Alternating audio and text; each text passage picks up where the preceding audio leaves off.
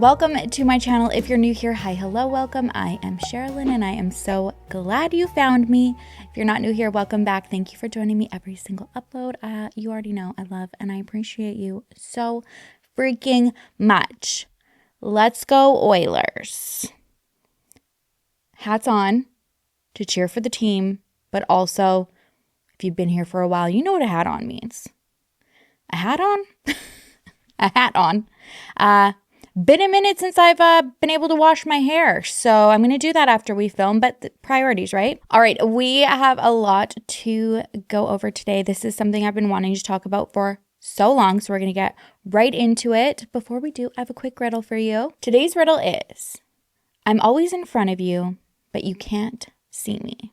All right, while you think about that, I have a quick message for you. I want to give a huge thank you to today's sponsor, Aura, aka your one-stop shop for all of your online safety needs. And that's just not like computer protecting. You know, if you're like me and you're just thinking like, oh, it's just, you know, just has to do with like the computer when you hear the word online like I do. Though they do have you covered for like VPNs and virus protection, they also have you covered for things like spam calls. For example, I've said this so many times, think about the number of spam calls or texts we receive in a day. Like it's actually getting out of hand. The amount of times where I just like second guess everything that comes through. And it's because like these scammers, they're getting so freaking good these days. Actually, my husband's mother was just unfortunately scammed as well. If you guys have been here for a really long time, you know that I was also a victim of a phishing scam, and it happens so freaking quick. And oftentimes these people get your information from like data brokers or like search sites online. So Aura will help to remove your personal information from data brokers and these search sites that sell your information to identity thieves, scammers, phishers, and more. And I know when people hear fisher, like they think of like, you know, a fisherman. No, it's a PH fish, the kind we don't like. Like I said, I've been much more cautious and aware ever since having my identity stolen. So not only does Aura protect you against these types of scammers, they also have you covered for financial fraud protection. You will be alerted in minutes if and when your credit card has been compromised. That is such a huge element to have because I didn't have a notification. So I wasn't aware until like hours and hours had passed, and it happened so quickly behind the scenes that I had lost so much time. Aura also, like I said, does have VPN protection, which protects your internet connection with military-grade encryption and blocks known scam and phishing sites for that added protection. Your data is safeguarded with the same security standards as banks and the military, and you can trust that your data will never be sold to third parties. If you ever need their support, they also have 24/7 US-based support and fraud specialists available to help if and when you need. I think that is so amazing to have all in one. You get literally all of this in one app at one affordable price. So do not leave yourself or your family vulnerable to data breaches and brokers. Head on over to aura.com/SherrilynDale or click the link in my description to try 2 weeks for free. That will be enough time for Aura to find out if any of your personal data has already been exposed, which is very cool. Once again, that is aura.com/SherrilynDale or click the link in my description. Thank you again so much, Aura, for sponsoring today's video. Okay, like I said, this is something I've been wanting to talk about for so long. I saw this documentary when it came out. I think it was like in 2017, and I just rewatched it a couple weeks ago, and I haven't stopped thinking about it. So what do? I got to come here and talk about it. We are talking about Sister Cathy Cesnik, who taught English and drama at Baltimore's Archbishop Keough High School. And she's described as like a big sister to her students. They absolutely adored her. I'm sure just like the compassion and love she had for her students and then they felt for her made what happened to her in 1969 even harder for them to process, and why this case has stuck with them after all of these years and they're still fighting for answers for their teacher. Catherine, who went by Cathy Cesnik, was born on November 17th, 1942 in the Lawrenceville section of Pittsburgh, Pennsylvania. She was a gifted student. She graduated valedictorian of her high school class in 1960, and she was active as class president and even May Queen. It sounds like from a young age she kind of always felt called to serve. So she joined the School Sisters of Notre Dame at 18 years old and became a Catholic nun. After completing her religious training and then also education, Sister Cathy became a teacher, eventually moving to Baltimore, Maryland to teach English and drama at the newly opened Archbishop Keough School, which was an all-girl Catholic school in the late 1960s.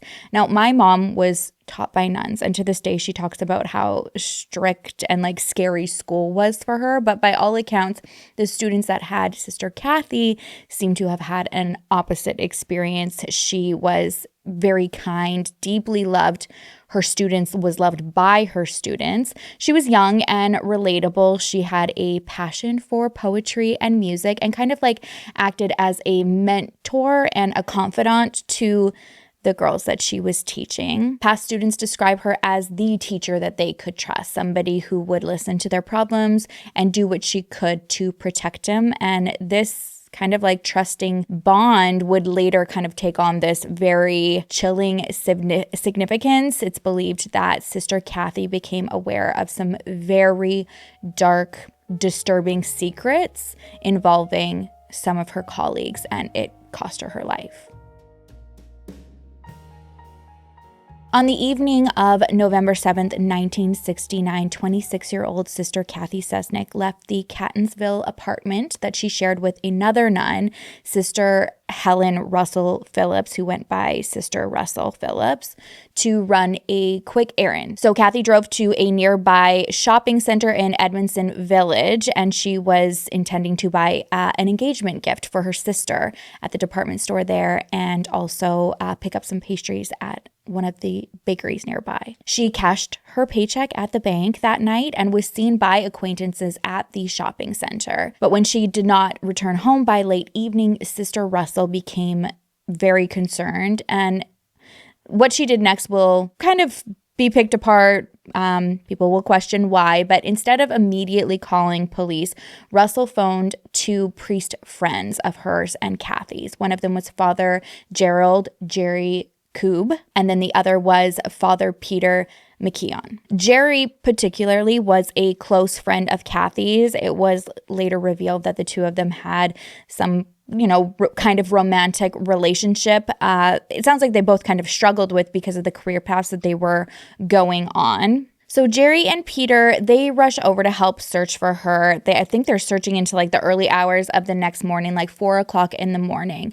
And they don't find Cathy, but they do find her vehicle. It's a green Ford Maverick, and it was illegally parked on this like muddy patch just adjacent to her apartment complex. So the car was angled, and it appeared to have been moved after there was some heavy rain that evening.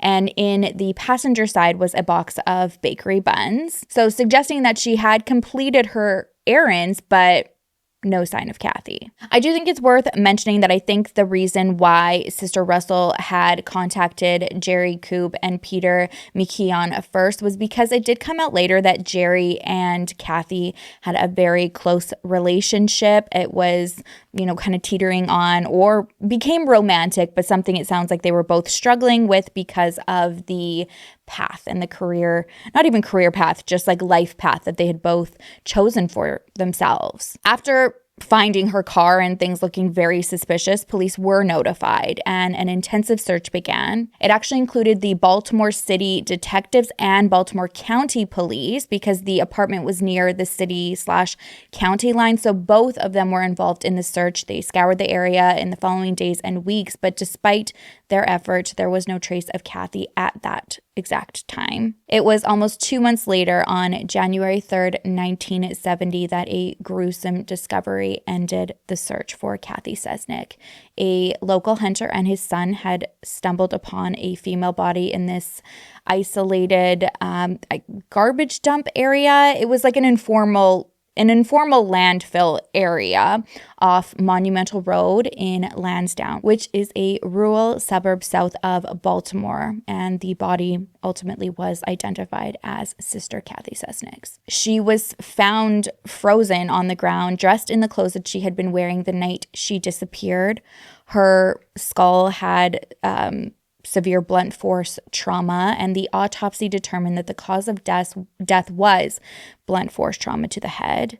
Because of the winter conditions, though, it was hard to determine if she had been sexually assaulted, and there was very little physical evidence left at the scene to go on. Now, the location of Sister Cathy's body raised a lot of questions. It was about 6 miles from where her car had been found, and detectives quickly theorized that this was not the same place where she was likely killed and taken there after. And then obviously her car moved closer to her apartments. Investigators believe that this was somebody close to the area, given the area that her body was found, because you would have to have local knowledge that this was kind of an isolated dump site. Not only did they believe that it was somebody familiar with the area, but also familiar with Cathy because of her vehicle being returned close to her apartment. This didn't seem like some random stranger abduction scenario where there's just random killer out there driving the victim's car near the scene of a potential abduction, but for sure where she lived. Naturally, the investigation led to the people closest to her, one of those being Father Jerry Koob, and that's when detectives found out that they did have a very close friendship, but it wasn't this they weren't casual friends. He admitted that he was in love with Cathy and had even asked her recently to consider leaving the convent to marry him. This is something that he actually confirms and talks about in the documentary on Netflix called The Keepers. I don't think I said that the documentary is called The Keepers at the beginning, so it's The Keepers. Right away, police wanted to know, okay, why did you guys search so long before calling us? And Jerry, Peter, and Sister Russell all said that initially they weren't even sure or believed that anything sinister had happened. They were just trying to find her and see if there was she was involved in some sort of accident nearby. And then when they found the car and things looked suspicious, they immediately contacted authorities. So there was really no evidence that directly incriminated any of them, and things kind of stopped there. Making things even more challenging is there was no eyewitnesses, and also forensic science and investigation in the 1970s was not where it is today, especially with the DNA advancements. So despite the investigation team and basically having these two different jurisdictions involved in this investigation, they couldn't find any motive or any suspects responsible for Cathy's murder. So they kind of, along with family and friends, went on the route of believing that this was kind of a wrong place, wrong time tragedy. And that was further complicated and almost kind of supported, I guess, because just 4 days after Cathy had vanished, on November 11th, 1969, another young woman, 20-year-old Joyce Malecki, disappeared from a shopping center in a Baltimore suburb as well. Her body was found 2 days after her disappearance on November 13th, and it was on the Fort Meade Army base, which was not too far from where Cathy's body was later discovered. Joyce had been strangled and stabbed, and even though at this time Cathy hadn't been found, the timing of the two cases was suspicious. Obviously, two young women abducted within days of each other after leaving a shopping center is concerning, and it led for people to speculate that there could have possibly been a connection. It's also worth knowing that something that was brought up in the documentary as well from people in the area was that this wasn't that type of thing that happened in this area. So for it to be two young women so close together, of course, that would kind of be the assumption. Ultimately, though, police were never able to link the two murders at all, and both cases went closed. It was decades that this just remained a mystery. Why would somebody kill this gentle nun and teacher and 20-year-old Joyce? Now, unofficially behind the scenes, for people who knew specifically in reference to Cathy Cesnik, there were speculation, whispers that something was not only being overlooked, but potentially covered up by people in power. And it wasn't until these students who loved her so much and hadn't forgotten her turned into adults and started digging for the truth that finally more secrets behind her murder started to come to the surface. It all started in 1992 when a woman named Jean Wenner, who was a student of Cathy Cesnik, broke her silence. Initially, she came forward telling her story about some of the most graphic, disturbing, disgusting things that could happen to somebody that happened to her at this school.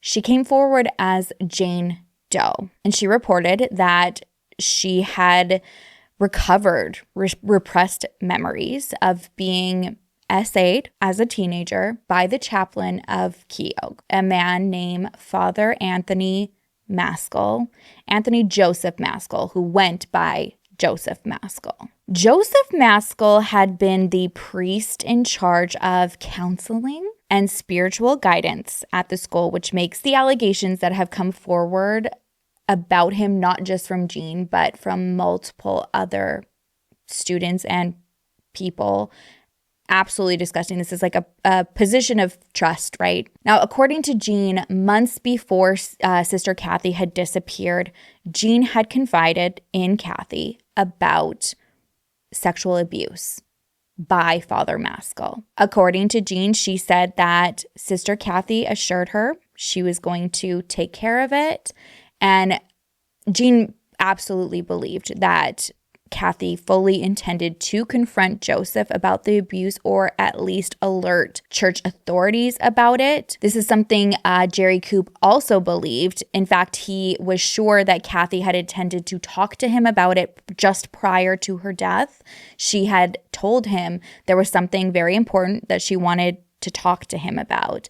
And initially, when he first heard that, he believed, and for years actually believed, that this was about his, proposition / proposal for the two of them to get married. But once Jean came forward, he believed that Cathy wanted to talk to him about the abuse and figure out, how they can go about confronting him and exposing this. Like I said, this did not just happen to Jean. It happened to several other students who went to authorities after Jean came forward. And the things this man is accused of doing is absolutely sickening. I don't even want to repeat it, but obviously it's important because there are still people who refuse to believe the awful things that people of authority and power do and take advantage of by using that power over others, like especially children.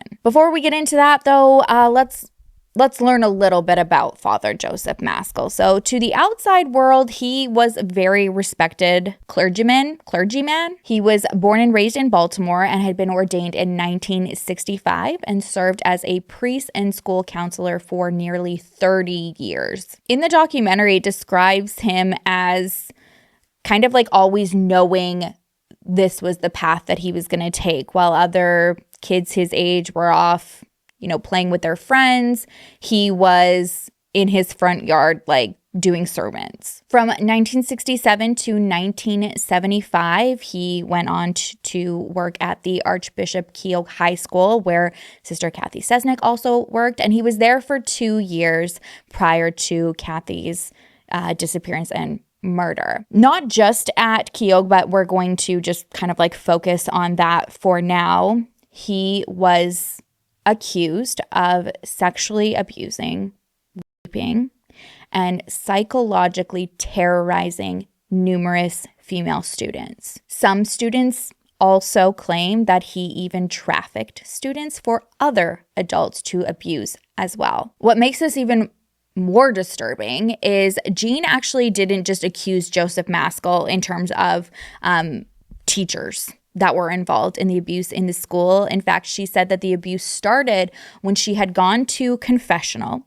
and confided in a man named Father Neil Magnus about being abused at the hands of a family member. So she had gone to, the confessional pew and said this, thinking, like she's feeling so terrible about it. And according to Jean, this man told her, with this information, I need to see who I'm talking to, because God is going to need to work extra hard on cleansing you. So at this point, like, she reveals who she is, right? Because in confessionals, there's supposed to be like the privacy wall. And so he realizes that it's Jean.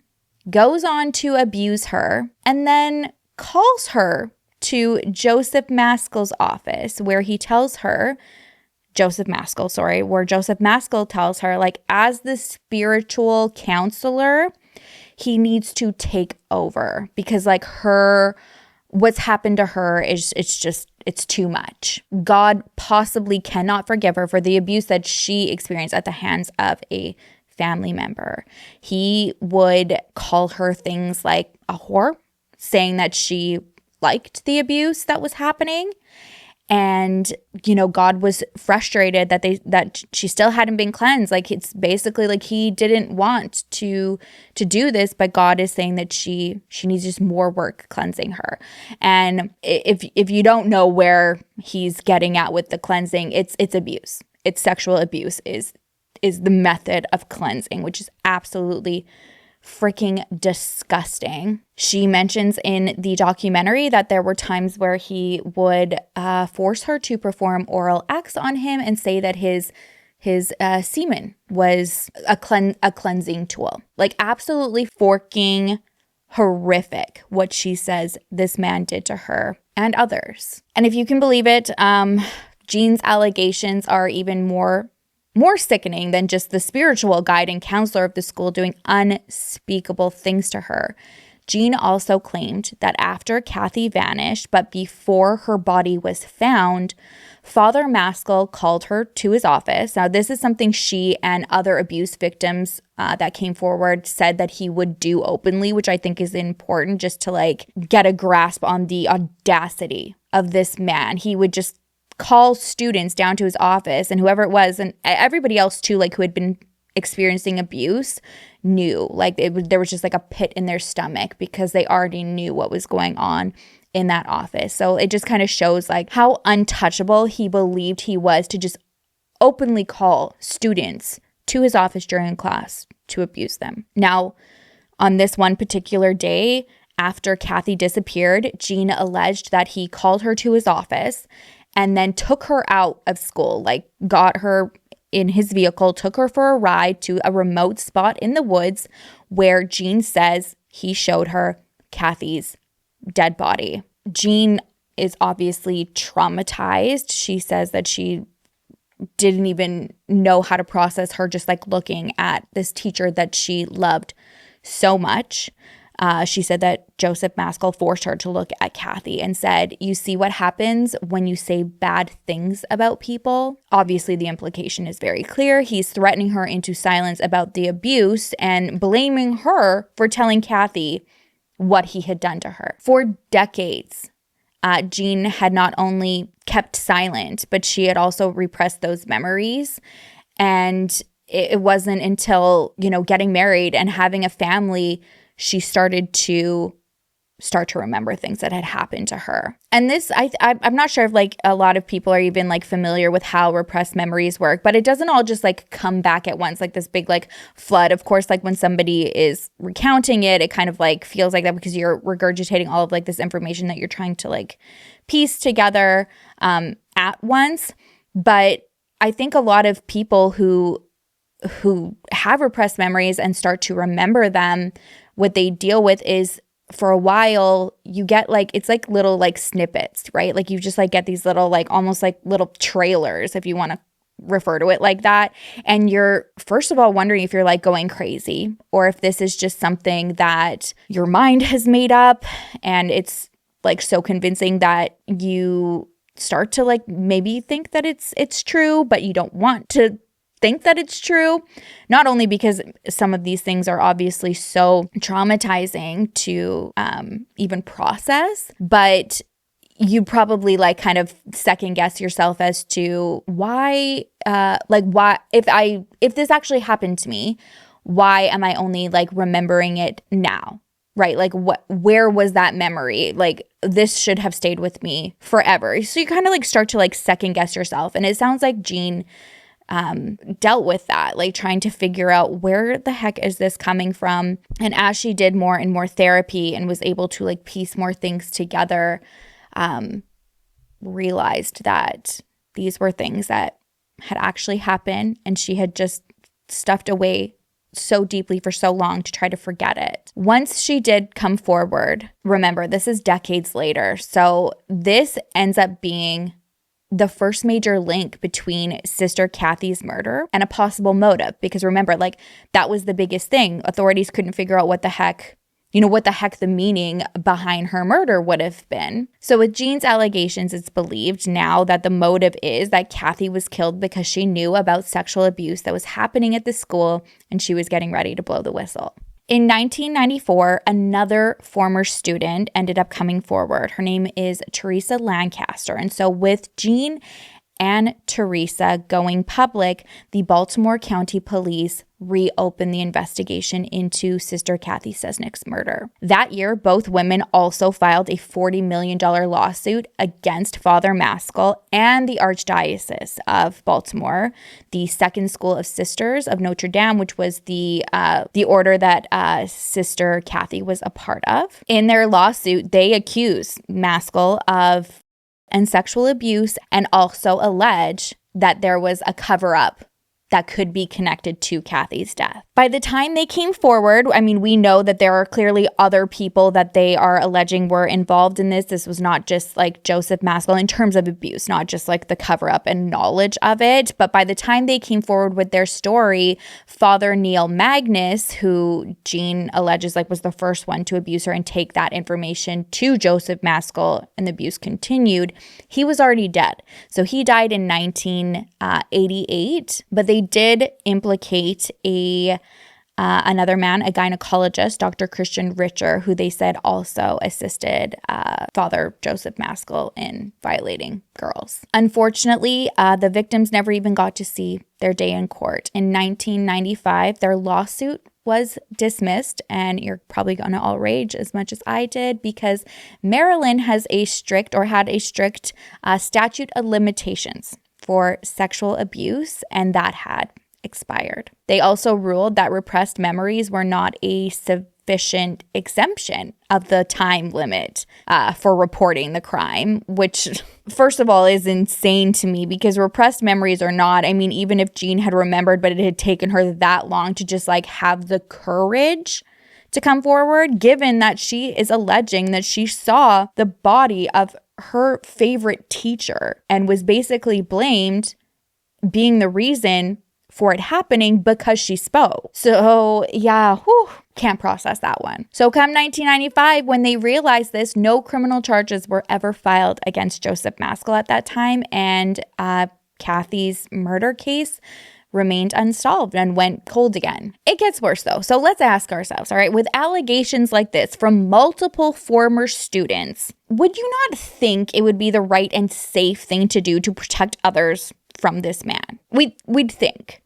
Because the excuse of the case not going forward was that, like, no, he was completely acquitted because there was no evidence and these witnesses were proved, unreliable, not credible by any means. No, it was a statute of limitations and repressed memories not being enough of an excuse for the time that had passed. But no, the way I see it, statute of limitations is like, that does not equate to innocence, okay? It means that you have gotten away with something so deplorable for so long that by the time the victims were brave enough to come forward, you didn't need to be held accountable because of that time that had passed. How there are like statutes of limitations on crimes like this is just beyond me, especially with children, like who are already so scared, and you have to put that into account. And then yes, that repressed memories in fact is a real thing, and you have no idea what time frame there's gonna be for those to come to the surface again. So in this case, when things didn't go forward, not because of innocence, but because of the statute of limitations, instead of taking the allegations seriously, because again, there were multiple different witnesses. It's not just one person who was deemed like unreliable. Okay, there were multiple students that had ended up coming forward, and instead of doing the right thing and just removing him from the church altogether, the church just decided to just like shuffle him around between parishes. And then when the alleged victims found out that he was just getting shuffled around, They were understandably irate and confronted the archdiocese. And then what do you know? The next thing, they just scoot him on out of the country to go spend some time in Ireland. He ultimately was removed. He was removed completely, but this was years later, and there was never any admitting to any wrongdoing on his part. Not only did he clearly have very strong and powerful connections within the church, he also did within the community, including ties to the local police. It is alleged that he used those connections to help cover up his crimes. And, you might also be asking, why would anyone of authority go along with this guy, you might ask? Well, according to victims of Joseph Maskell, they have memories of at least one member of law enforcement at the time of them being in school and being abused by Joseph Maskell, being in the office, in Joseph's office, in uniform, participating in the abuse as well. That makes perfect sense as to how Joseph Maskell was protected for all of these years. It also begs the question, was he perhaps not the one who actually committed Cathy Cesnik's murder? Was he instead somebody who orchestrated her killing to silence her and protect not only himself but others? Unfortunately, due to the lack of definitive evidence, there were no charges that were ever brought against him for the murder, and he died in 2001 at the age of 62. So clearly, we'll never know. Took very, very many secrets to the grave with him. What I think really just shows the type of person Cathy was and how much she meant to her students was that not only would a lot of people just kind of take this as a defeat and be like, well, we did share our story, and at this point, there's not much that we can do in terms of getting justice. After he died, that was not the case. Those who loved Cathy, their past students, just could not forget about her or what happened to her. So in 2013, two of her former students, a woman named Gemma Hoskins and a woman named Abby Schwab, went into amateur detective mode for answers. They were teenagers at the time of the murder and just remembered how shocked the whole entire school was. They had been haunted by the injustice that Cathy Cesnik received. And Gemma and Abby, Gemma being a retired teacher herself and Abby a retired nurse, just launched into, amateur detective mode and started investigating for their to get answers. So they created a Facebook group called not only Justice for Cathy Cesnik, but also Joyce Malecki. So they did think that even if there wasn't a possible connection, there was a tie somehow for just even the similarities of the age, and that Joyce, even though they didn't know her, also deserved answers, whether they were connected or not. These gals are so incredible and adorable. You follow them in the documentary. I absolutely love them because they weren't just behind the scenes on the keyboards, in the groups. They were out in the trenches, chasing leads, going through, the archives of the library in the city, just so much. They tracked down and interviews dozens of people, former classmates, neighbors who lived near Sister Cathy. They talked to retired police officers, relatives. Most importantly, they built trust with Jean and Teresa, who were the two main, pillars of obviously strength and getting progress into shining light on what had happened at the school. And in doing that and having it on, this justice page and platform, it inspired others to speak out and get involved and talk about their abuse as well. This is the power of social media too, when you look at this in its entirety, because not only did this group kind of start as a hub for tips and support and initially attracted other alumni, but then it turned into the internet amateur sleuths that catch wind of it, journalists as well, and then ultimately a documentary filmmaker named Ryan White who collaborated with Gemma and Abby to produce The Keepers, which is the 7-part documentary on Netflix. And what the documentary ultimately did was it thrust Sister Cathy's story into national and international spotlight, as well as survivors of the abuse, Jean and Teresa, who also participated in it. It also introduced people who had no idea about Joyce Malecki's case as well. So this is why these things are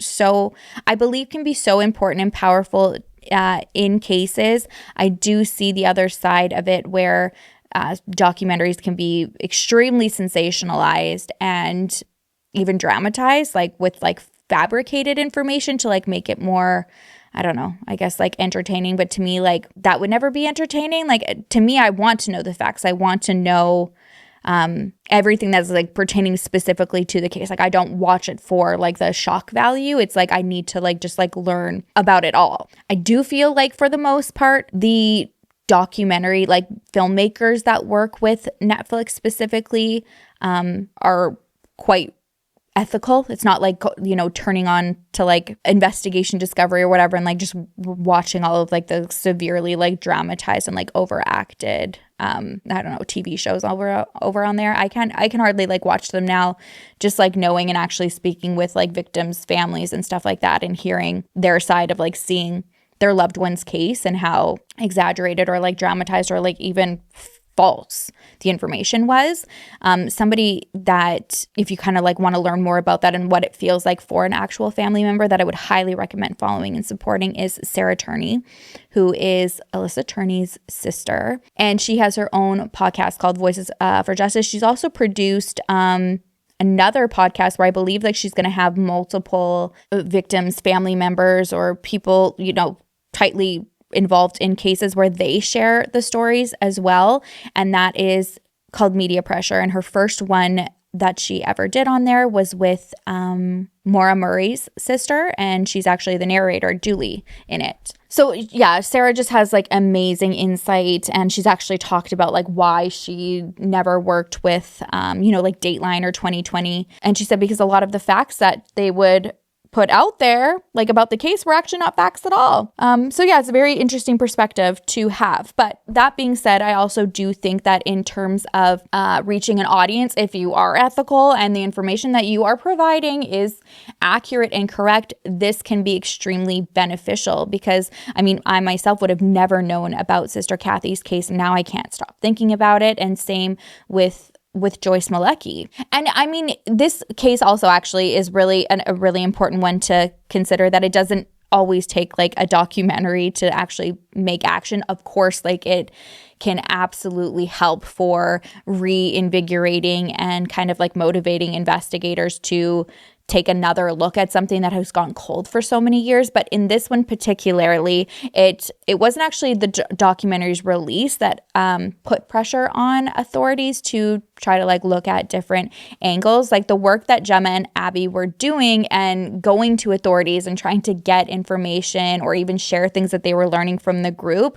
it actually in 2016, so a year even before the documentary, Baltimore County Police had reassigned the Cathy Cesnik case to a cold case unit and reopened the investigation. What that reinvestigation led to was actually exhuming Father Joseph Maskell's body in February 2017. So it was just months before The Keepers aired, and they wanted to test his DNA against DNA that was preserved from Cathy's crime scene. Ultimately, in May of 2017, the Baltimore officials announced that the DNA results did not match evidence from Sister Cathy's murder scene, but they did clarify that this does not exonerate Joseph Maskell. It just means that there was no direct forensic link established. For me, this doesn't point to like him not being involved in any way, especially given, you know, the multiple people, especially people of power that could potentially be involved, pointing to even more like sinister like cover-ups within the maybe potentially evidence department. I don't know, but not even that, but even just like Joseph Maskell not being the one that carried it out. Another huge thing that having these cases in this documentary did was that the Baltimore Archdiocese publicly acknowledged for the first time the abuse at Keogh, and I don't know, I guess expressed sympathy for the victims, but very much so feels and felt like the church was still like minimizing any form of responsibility. Even if you go to their website, it actually infuriates me because there's like a PowerPoint presentation almost of them. It's almost like fact checking the documentary, being like they're aware that it painted them in not the best light, but then try to justify like, no, we did apologize and we did take things seriously, and just like kind of like nitpicking at certain things. I'm like, that's not accountability at all. And looking at it, it's basically that they, in my opinion, felt like, like they had no other option but to acknowledge it. And it wasn't even because of the documentary. It was because after the release, Maryland Attorney General's office conducted a grand jury investigation into the Archdiocese of Baltimore and their handling of abuse cases. They ended up publishing their findings in April 2023. And had I not already like started to look into cover-ups in Canada, like with like residential schools and like involvement of the church, I probably would have almost not that I wouldn't have wanted to believe it, but just been like, oh my gosh, like this is insane and sick how many people are involved. But sadly, because of that, like I was not surprised by the findings. But there was a 463-page report that identified 156 Catholic clergy, so priests and brothers, accused of abusing more than 600 children over the past 80 years in the Baltimore Archdiocese. Okay? So that's just from their findings in Maryland. And obviously, Father Joseph Maskell was prominent in the report as one of the more notorious abusers. This report showed, like Sister Cathy's former students were seeing and hearing, that the church would often move priests around. Like once accusations would come about, instead of just like removing them, they would just like go to different parishes or freaking different countries for a while, basically like on a vacation until the dust settled and they could come back. Sadly, even though like this report didn't solve Cathy Cesnik's murder, I do believe that it provided a lot of validation to some of the earlier survivors and victims who were questioned. And I mean, like having somebody like, the Attorney General, which is like, like this prominent like entity establishment, confirming that this man had dozens of victims, I think is it just even more, I guess, validating is the word. What's really upsetting is in their findings, they were able to trace back complaints as far as the early 1960s, which is an absolute travesty, because had eyes been on him that close to Cathy's death, I do believe that her murder would have been solved. And in my opinion, I think that would have also casted light on other people involved, because I truly believe that it was not just him involved in her murder. And why I had said earlier that I like the apology or the acknowledgement from the Archdiocese of Baltimore is just like, it was because like their hand was forced. Why I feel like that is because once the report came out, and pretty much knowing that they were going to be faced with a flood of new lawsuits thanks to the Child Victims Act, which actually was another thing that was sparked from the documentary, people being aware of the fact that there was this statute of limitations out there, infuriated people. So in 2023, the state passed the Child Victims Act, which eliminated the statute of limitations for civil lawsuits by survivors of child abuse. I believe that it should encompass even more than that, but I mean that in itself is its progress. So pretty much knowing after that report was released and seeing everything and those like bone-chilling numbers in front of them, and then having, this newly revised like Child Victims Act, or like newly instated Child Victims Act, allowing these former students to now sue for the abuse that they endured. What does the Archdiocese do? What does the Archdiocese of Baltimore do? They file for Chapter 11 bankruptcy protection in September 2023. So Basically, like, tell me you're complicit without telling me you're complicit, right? 2023 is actually a pretty powerful year, like, with all of this as well. But also, I don't think I mentioned that Joyce Malecki's body was also exhumed in 2023 with the hope that there could potentially be evidence that was overlooked. And with the advancements specifically in DNA and like genealogical profiling, there could possibly be some progress in her case as well that wasn't a possibility in the late 60s. As of right now, 2025, the murder of Sister Catherine Cesnik as well as Joyce Malecki are both unsolved. These are 55-year-old cold cases, but I think it's so inspiring to see, just see the people that Cathy touched, her former students, and that they are not giving up. They've said, like, even though the documentary's out there and they're able to like get attention on the case, like they very much are aware that this is like, like a grassroots investigation, and that they've kind of spearheaded and been so crucial in. And they're the type of gals you can tell that just do not take no for an answer. They're like, okay, yes, we're glad that we got more eyes on it. Of course, there was a lot of progress and positive things that did happen from the documentary, in terms of like new laws and reinvestigating certain aspects and acknowledgement from the Archdiocese of this abuse that they had, many victims had just not been believed, or also you have the repressed memories and didn't even have justice when you finally did have the courage to come forward. But when it comes to Sister Cathy's case and even Joyce Malecki, they're like, that's not it, right? And I think that just goes to show how real that is, because I think there's a misconception that once a lot of attention gets on and there's pressure on law enforcement, it's not enough, right? Like it's not enough to solve a case. Surely we would hope that it is, right? Like more attention being like, okay, like this is what I feel. This is my opinion.